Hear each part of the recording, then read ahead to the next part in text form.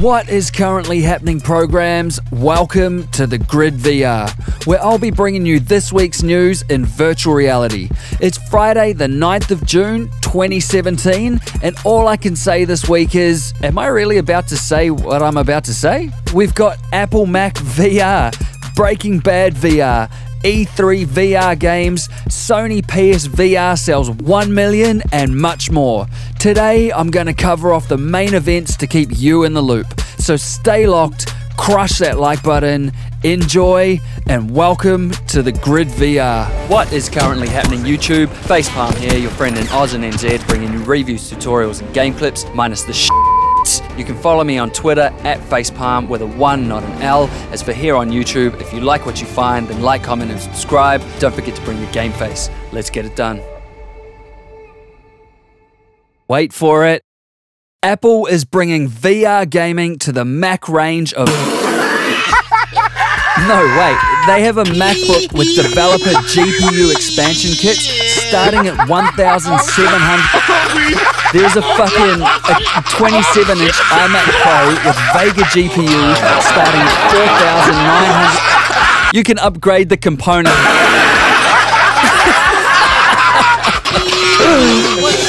Sorry, I just don't do Macs. While I did actually recommend my sister and my partner buy a Mac, which they did, because Macs are actually really good at what they do. For me, the initial cost, the cost of upgrading, if they even let you upgrade, and my general frustration with the OS has left a fucking bitter taste in my mouth. So take from that what you will, as your mileage may vary.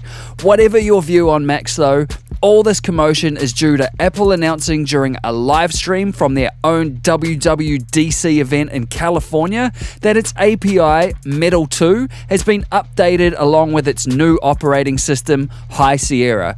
And with that update, a Metal 2 developer kit has launched this week, which comes with support for VR headsets and eGPUs, aka external graphics cards. And the one that's on offer from Apple contains an AMD Radeon RX 580 graphics card over Thunderbolt 3 to boost the graphical lifting power of your MacBook.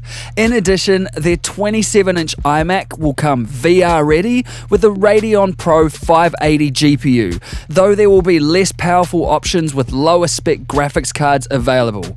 Apple is also partnering with Valve to support Steam VR, which is made more apparent by the HTC Vive you can see up on Apple's website. And there is also support for the Unreal 4 engine and Unity, which, if you don't know, are game engines that developers use to make both flat and VR games. So now Apple will have the software and the hardware capable of pulling a VR environment, but with that comes Mac's range of astronomically high pricing and strict restriction on upgrading components, which is absolutely my main gripe with Macs. Still, the more the merrier in the VR market, but as far as high-end VR gaming goes, for the moment, Macs are so far out of the literal gaming loop that you're much better off sticking to PC, unless you just love Macs, which is fine too. And although your pocket will be better for it going PC right now, that doesn't mean things can't ever change, but we'll see. E3, aka the Electronic Entertainment Expo, which is a trade show where some of the biggest in the business get to show off their wares, is coming up fast and will be held at the Los Angeles Convention Center between June 13th and 15th. So next week.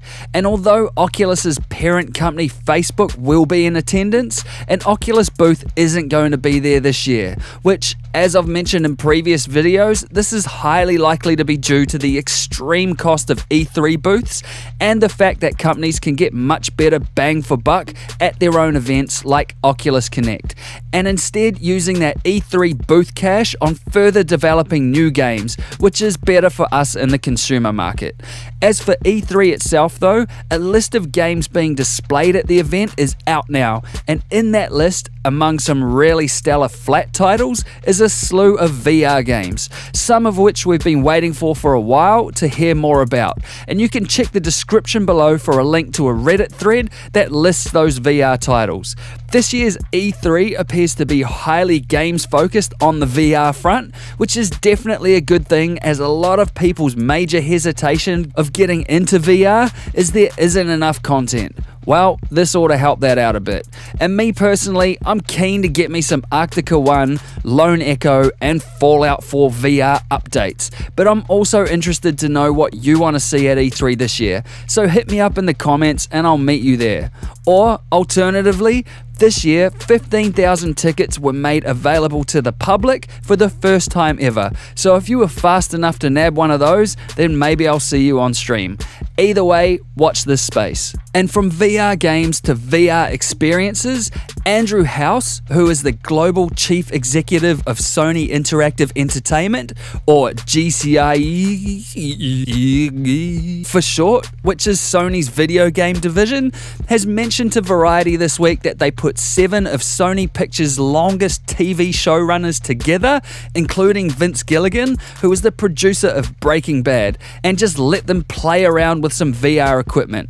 And of that group, Vince said, "I really want to do something with this. I want to experiment with this."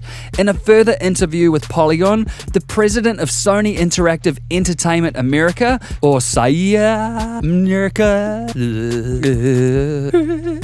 Sean Layden, said that they're working with Sony Pictures and Vince to bring a Breaking Bad VR experience out. It was also noted that as 360 live action videos are still pretty shit, I'm paraphrasing obviously, though while it's cool, it is still also reasonably shit in the grand scheme of things, the experience would be made from computer graphics instead of live actors. Hearing that, I immediately thought, fuck, please don't be another PlayStation 2 styled letdown like the Ghost in the Shell VR experience, please. We'll have to see, obviously, and while details are scarce and there is no release date even hinted as yet, it is exciting to hear that the saga of Walter White could indeed be continued in VR. And briefly, speaking of Sony, the PSVR has officially sold over 1 million units, which is a huge number for VR and one I'm sure Sony are proud of, despite the fact that the head of global sales and marketing at Sony, Jim Ryan, said, "It's not what we'd describe as mass adoption, but we would call it a good start." Well, given that not only is the PSVR itself new, the entire platform behind it is new also, and so I'd call this a pretty fucking good start, Jim. This is further cemented by the fact that a lot of people I've played Star Trek Bridge Crew with, which is cross-platform, have been playing on PSVRs, and they all seemed really happy with the HMDs and are enjoying them a lot. So it would seem that provided Sony keeps the content coming for the PSVR, I think 1 million units sold is that. Just a good start. And over to AR and back to Apple. Still can't believe I'm saying that. Twice, no less. Apple's AR kit tracking has been shown off in a video containing an AR jet plane by Kyle Russell, who is a former writer at TechCrunch and current partner at the venture capitalist firm Andreessen Horowitz. And I've got to say, this looks stable as fuck. It is worth keeping in mind here though, that this kind of tech doesn't have the sensibilities yet to combat occlusion issues, which is when you put your hand in between the camera and the virtual object, and instead of your hand appearing in between the camera and that object, the object just appears in front of your hand, which ruins the illusion entirely. Still, regardless of early obstacles like that, it is really impressive to see how fast AR is coming along in terms of the stability of these virtual objects.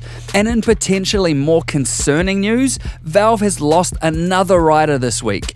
Jay Pinkerton, who was the writer for Portal 2, Team Fortress 2, and Left 4 Dead, has jumped ship at Valve. And what makes this a little alarming is Jay is now the 5th writer, along with Mark Laidlaw, Eric Walpole, Ted Kostmatka, and Chet Falazek to leave Valve within 18 months, which only leaves Steve Jaros, or Jaros, whatever. Now, I have no fucking idea what is going on at Valve, but this looks like either Valve is heading in a different direction, where outstanding writers like this aren't welcome to create beautifully ambitious narratives, or these writers are working on new and exciting projects that could bring us further joy in the future. And while it is highly possible that it's a little bit of both of those things, I definitely prefer to be optimistic and am hoping for the latter, though I'd say it's realistically more of the former. I mean, these guys are artists and Valve is essentially a storefront now. And when have you ever seen a highly talented artist happy to be working at the local corner store? Who knows though, as Valve is such a secretive company, but these are uncertain times to say the least. Also, Vive's must-have deluxe audio strap released to the public this week for 99 bucks, and then promptly sold out. The add-on has already had some teething issues, with the strap's foam falling apart on people's heads when they start sweating, and a torque screw coming loose on earlier production models. Though HTC are looking at getting this sorted before these extremely comfortable looking Vive accessories come back in stock, so there really is no need to worry there. All in all, it's looking like this is a must-buy for Vive owners, and if you manage to pick one up, then let us know in the comments what you reckon. Back to gaming, the Steam version of Technolust now has full Oculus Touch support, so if you're a Rift user and you bought Technolust through the Steam store, then you can now go and get your Touch on. You know what I mean. And finally, Payday 2 is free right now on Steam for the first 5 million people to nab a copy. So check the Steam store or click the link in the description and hold on to it, because this game is going to have full VR support in the very near future. And that's this week on the Grid VR. If you have more you would like to add, then hit me up in the comments below and let's discuss. And if you like this video, then crush that like button, hit the XO logo to subscribe if you want to see more content, and I'll see you in the next one. Peace!